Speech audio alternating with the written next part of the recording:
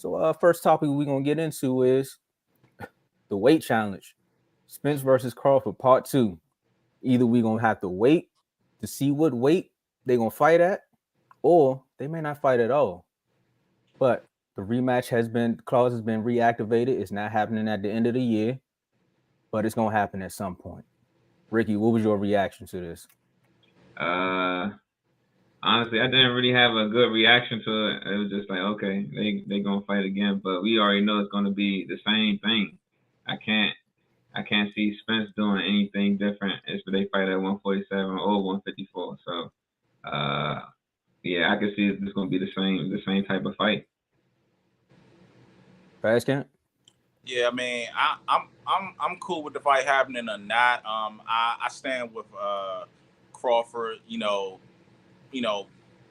pulling rank. On where the fight happens.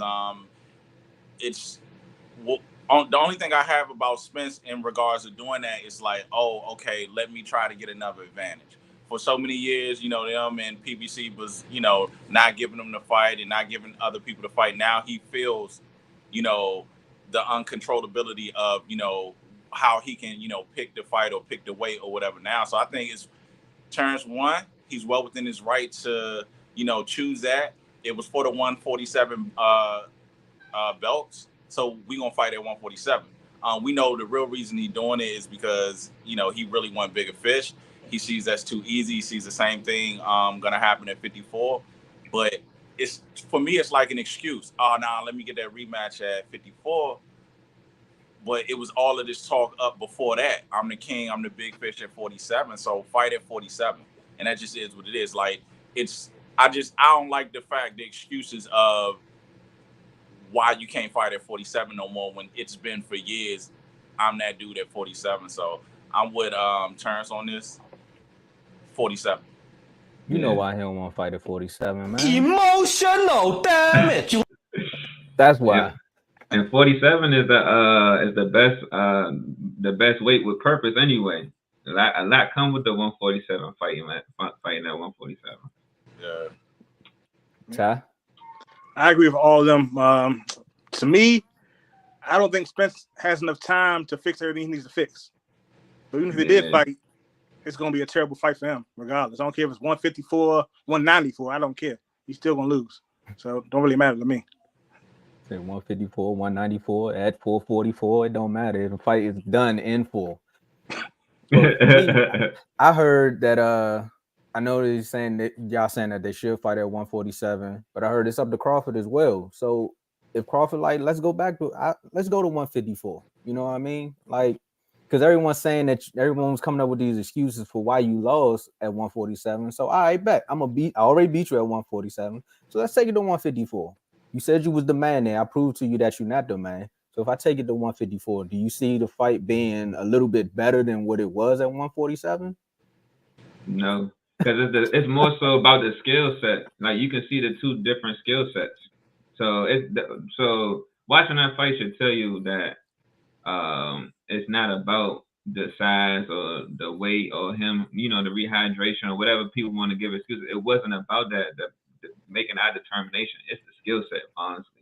Because even no matter if you can't do 147 or not, you still should have these type of skill set to compete, which I showed that I think Spence didn't even show in the fight at all. So he was dominated throughout the entire fight. Yeah. It, Man, I agree too. Like it's the skill set. He may absorb the punches a little more. He may not be as drained, but it still doesn't help him win the fight. He still gets beat up. He might not get thrashed like he got or knocked out or stopped, like he did, but it's the skill set. He hit Crawford. He hit Crawford. He hit Crawford clean. He hit Crawford with his best shots. a few And times. Crawford walked right through that. So yeah, it's the skill set. He doesn't really know how to box or set up or indefinitely box backwards or make anything outside of just a bull rush. So it doesn't help him. I think he should move on. I really think he should Yeah. move on because he will be. If he loses again, I mean he's gonna be he's gonna then begin to be in that old kind of washed up. Everybody coming at him, just beating him for what it is. You're gonna start to get the blueprint on Spence if he gets exposed again at 54. He needs to walk away from it. And I think it'd be more, honestly, I think it'd probably be a little bit more scary for Spence anyway, because if he come in or he think he gain an advantage, we haven't even seen Crawford full potential throughout that fight.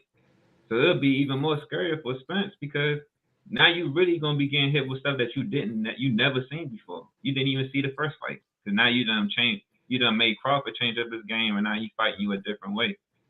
So yeah, I think he should. I'm agreeing with Fast Camp. He got to move on. He got to just go ahead and go somewhere else and make it happen.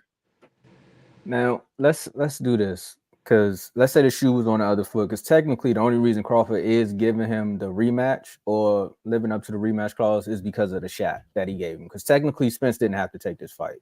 He could have just, like y'all said, he could have moved on and went to 154 and be like, I did what I did. I'm not worried about that little boy, man. It is what it is. Now let's say the fight went the opposite way.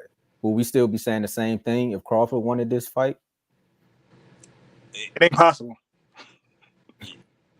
If it went the opposite way, like literally Spence beat him, yeah, nah, because it was a different thing.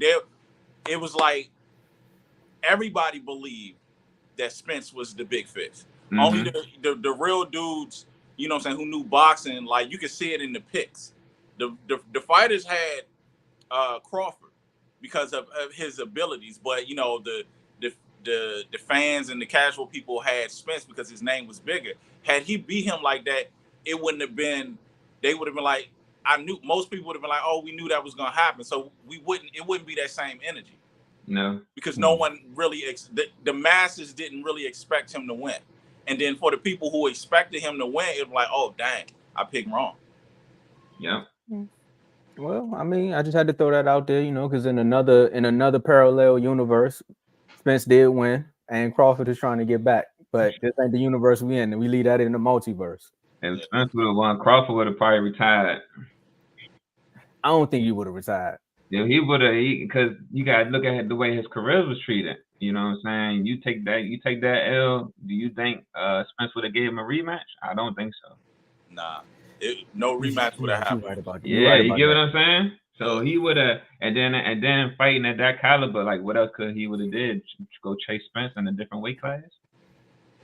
Yeah, see, that's the one thing I don't like about this whole thing with Spence, though, because that's why I phrased the question that way, to say vice versa, because technically his ego would have been like, I'm not fighting you again, I already beat you. Right, but meanwhile, you lost bad, and you're like, hey, man, do me a solid.